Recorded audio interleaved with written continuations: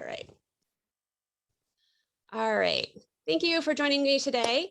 I know you had a lot of choices to your sessions, so thanks for joining me. And I'm going to be talking about sharing your unique story and when you create your portfolio. A little bit beyond creating a resume, creating a portfolio, showing all the work that you have done. Everyone can see my screen, right? Sure. Yeah. All right, cool. All right. So before I get started, I'm just going to introduce myself.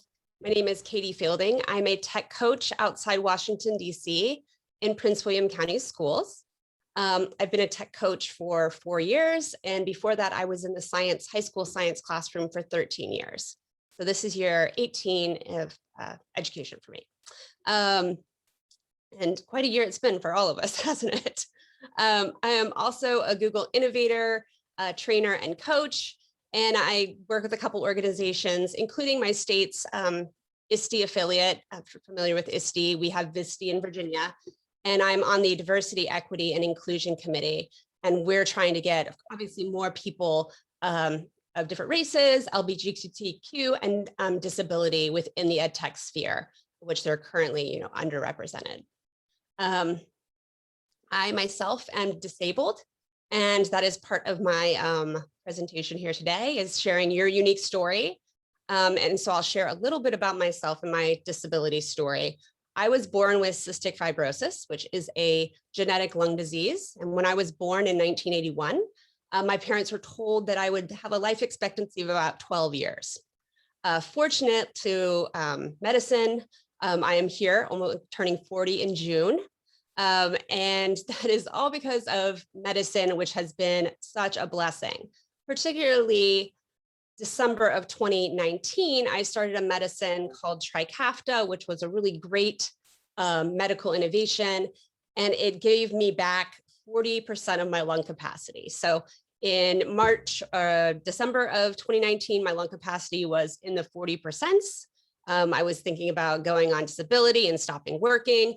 And then this drug came along, fortunately, right before COVID as well. And if my coworkers probably thought, oh my gosh, she already does so much with 40% lung capacity, what is she now going to do when she's healthy again? So that I say that because I have a unique perspective of growing up within hospitals, always being the sick kid, of having a special lens and empathy for students that have medical disabilities and physical disabilities. And some of the work that I've done has made me uniquely capable of helping those students and working with them. So I say that because you guys all each have your own story that you can use as you create your portfolio to share with others about what makes you unique and what you would add to that school's culture and that school's livelihood. I also wanted to just share my, impetus or what led me here to join you guys today. I have always been well supported by Black women in the classroom. So my second grade teacher, Miss Moss, my ninth grade and high school choir teacher, Miss Warwick, and when I was a baby teacher, my co-teacher, Miss Thora Davis. I don't think I would have lived past the first couple years without her. And then my principal right now, Miss Heather Abney, have all been extremely great supports and mentors in my education. And so I'm just paying some forward, what I've received. So thank you for having me here today. All right, so why do we want to make a portfolio and share our story? Because you want to show the growth from when you were a baby teacher to where you are now, and how you are going to influence and be an innovator in the space that you're looking to move into. So maybe you're looking to move into instructional coaching, tech coaching, administration, higher ed administration. Sharing your story and making a portfolio can be a great way to share it before you get to the interview, while you're at the interview, and then after the interview process.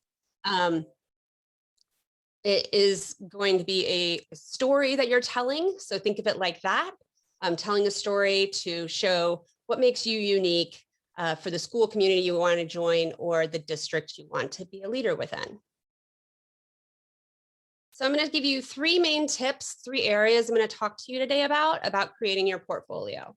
One is about building it around some type of educational framework can be helpful. Two, I'm going to show you some design tools that can be helpful. And three, I'll lastly talk about some pieces that you may want to include in your portfolio and some philosophies around creating a portfolio, two educational philosophies. So the first thing I want to mention is an educational framework. So sometimes when you're sitting down to build a portfolio, you need to create a structure, and you may not have one that just comes to mind. So using an educational framework that your district or your state uses can be very helpful to build your portfolio around as like a structure. So for instance, if your school or district utilizes the ISTE standards and you're wanting to go into ed tech, that can be a very good thing to build your portfolio around. You guys have the Texas essential knowledge and skills, so relating it to things that happen in the classroom can be very helpful.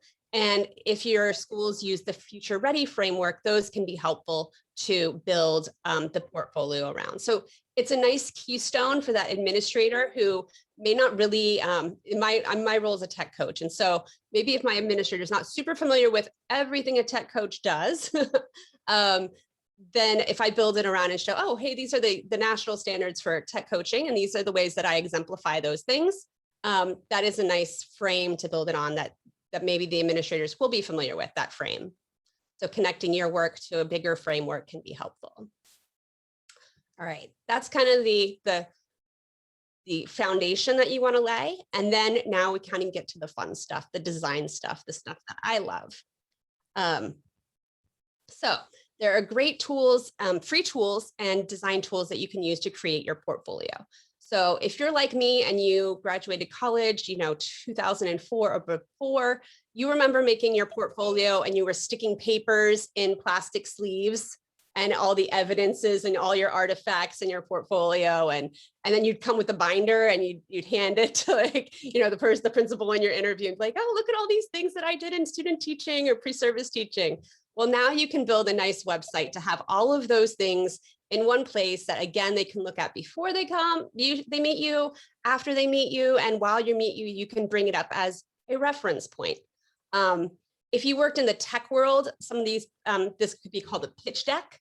So a deck of things that people would pitch their product, and we don't want to think of ourselves as a product. You have something to give to the school. So let me show you some of these tools. If there is one thing you're going to spend money on that I'm going to mention, and most things I mentioned today are free. The one thing I would spend money on is $12 to buy your domain.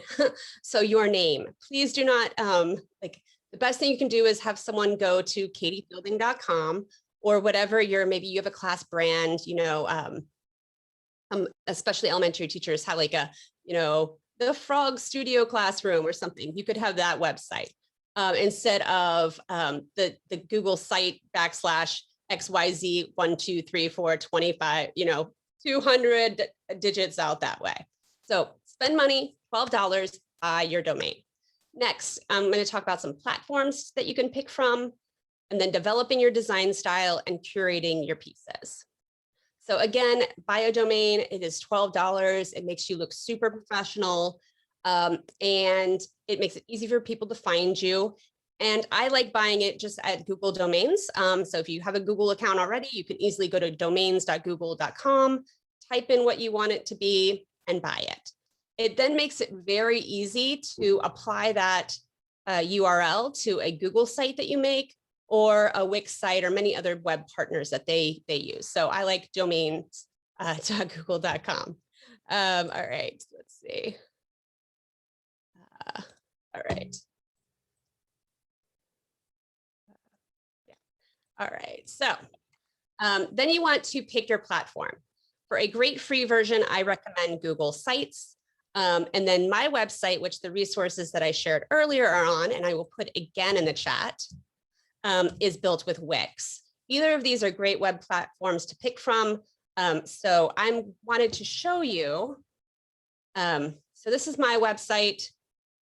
Some of the details that I'll talk about are kind of exemplified on my website. But I also wanted to show you my older website, which is on a Google site, just to show you that you can still, with a free Google site, make a really nice eye-catching website. So I put the link for this one, my older website, in the chat, so you can take a look at that as well. Just to see some of the design principles that I'm going to talk about in the next step. Let me just, all right. Okay.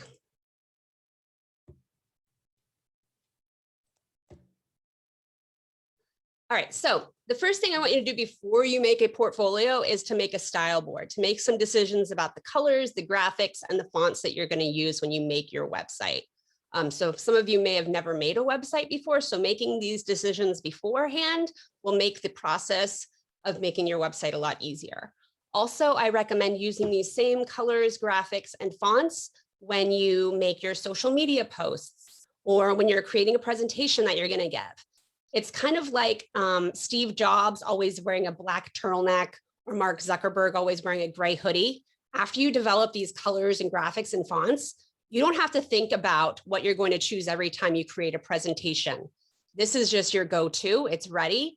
And then you can focus on the content of the page you're making, the website, or a presentation you're giving. So the colors in my presentations today are the ones that I always use for all the presentations I do and my website. It kind of is my brand. And building a brand can be a powerful part of one, kind of sharing your story as an educator, and especially if you're active in social media, having people identify things that you create with you. I love the two tools, Canva and Adobe Spark. They're really friendly classroom tools, first of all, but also they're very helpful in making graphics and branding. So if you're not familiar with those tools, I highly recommend you check them out. Just going to show you right now. Canva is a tool to make graphic design. So if you're going to be making some social media posts or presentations, it's a great tool, as well as Adobe Spark is also a great tool. What I love about both of them is they have what's called a brand kit. So Canva right here, I have a brand kit.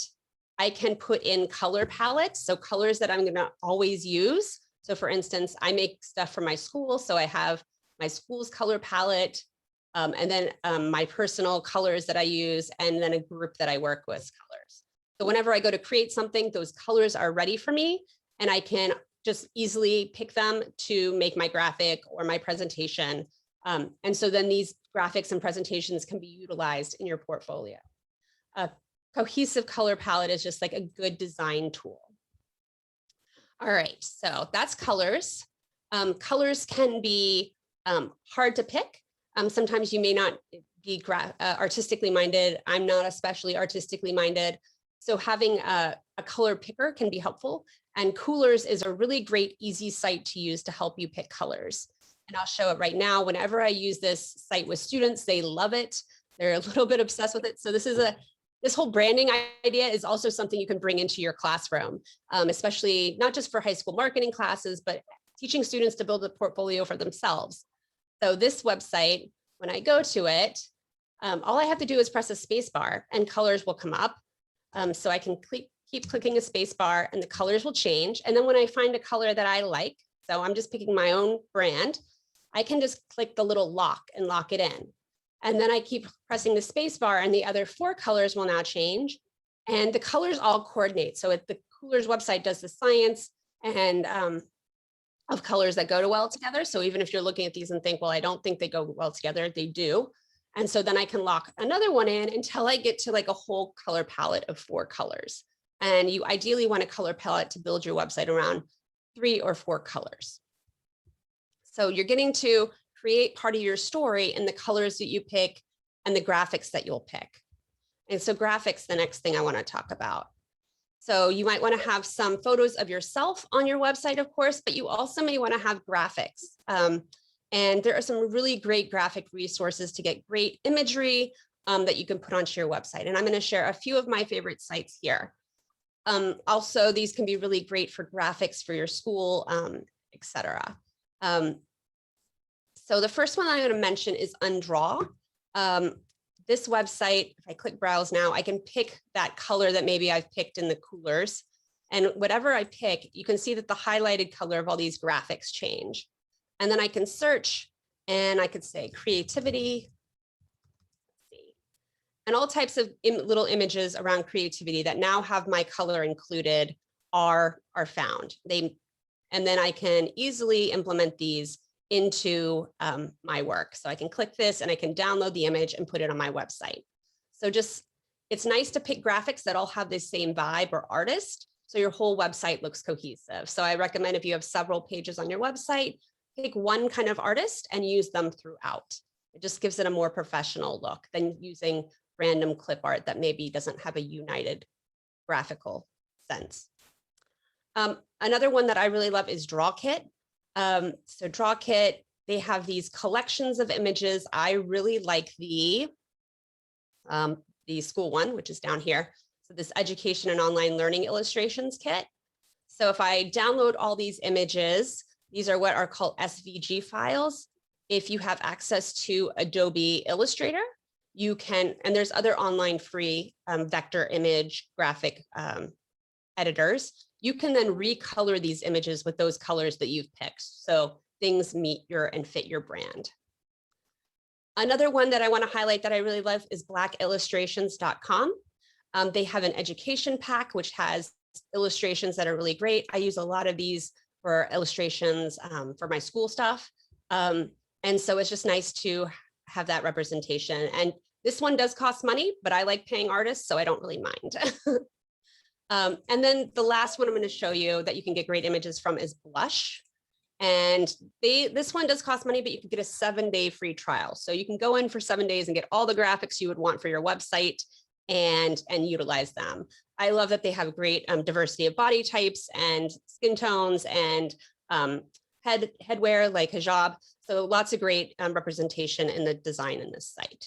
So pick a designer, find some designs that represent the things that you're showing in your portfolio and add those to your website. So that's graphics. And then fonts. So you ideally only want to use 2 fonts on your website.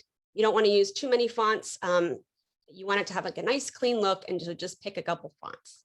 And there's a great website called FontJoy, which you can use to kind of help pair fonts together as a resource. So do I have any questions before I go to what to put in it? Any design questions?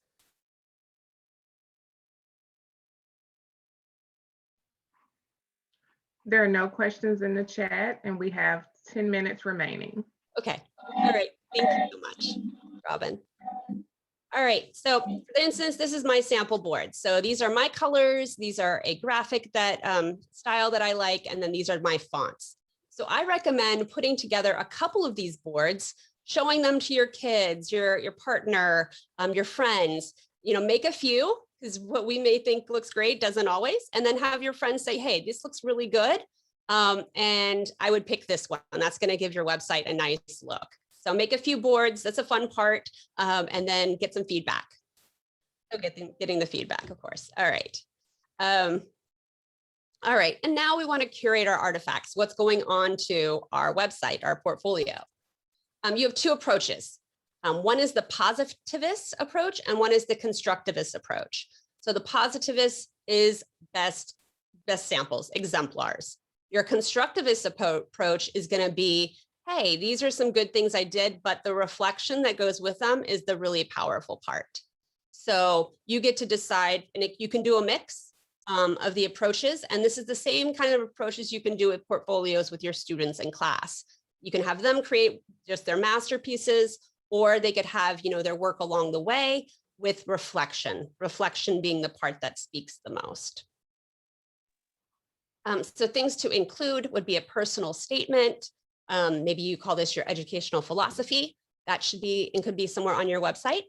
Then your CV, your resume, and that has the usual suspects like your education experience, your experience working, any professional associations you're a part of, licenses, things like that.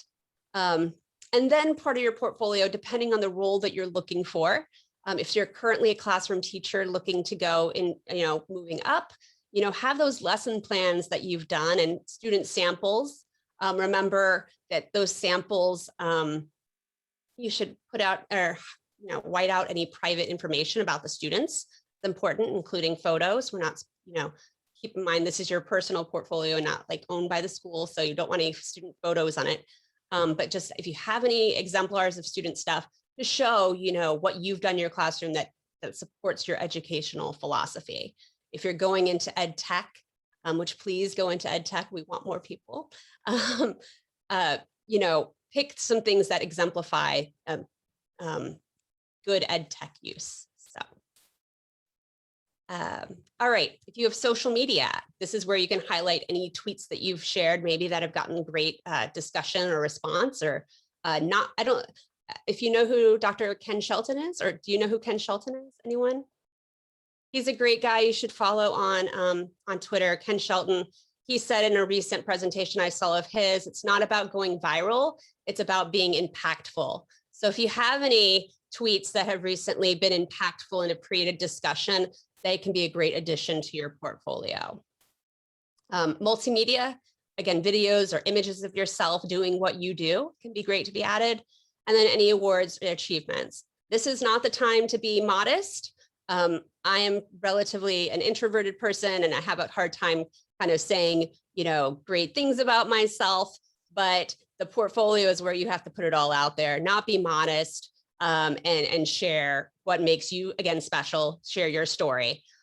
It was probably not until 5 years ago that I would have ever given a presentation and started off talking about being disabled and sharing that story. When I started sharing that story, my achievements and successes were tenfold. People were able to connect with me in a different way than they had before I was really hiding some of the most important things about myself. So don't be afraid to, in your portfolio, share and be a little bit vulnerable in what you've created.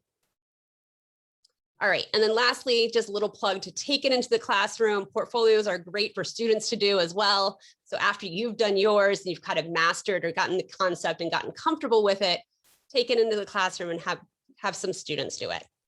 And I know we're short on time probably, so I'll just end with my final thoughts and take any questions. So take some risks, be vulnerable, share yourself, get feedback from others, regularly update it. This is a thing that I put on my calendar every month.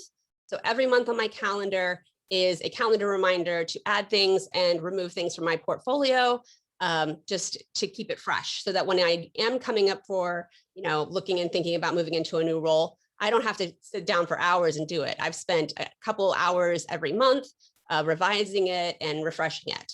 And lastly, remember that your story is important and unique, and what you have to share with people is valuable, and that it is going to ultimately be your success and what helps you get the role that you want, and to be impactful for students, which is what I think all of our goals is, really. So thank you again for giving me your time, and I'd be glad to answer any questions. Thank you. We don't have any questions in the chat, but we can put them in the chat or we can say them. We have about 5 more minutes for questions. And I'd be really glad for anyone to contact me after this. I'm available if you have any questions as you're making yours, if you just want someone to take a look at it and see what do you think. I'm glad to be an anonymous sounding board.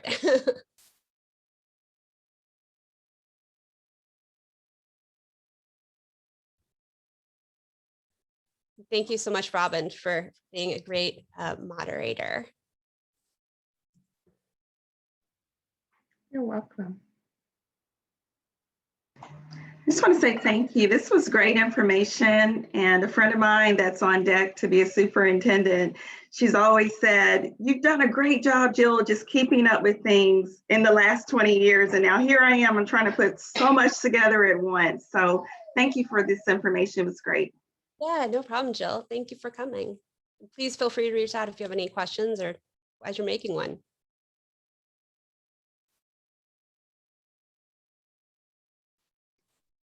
Just stop sharing.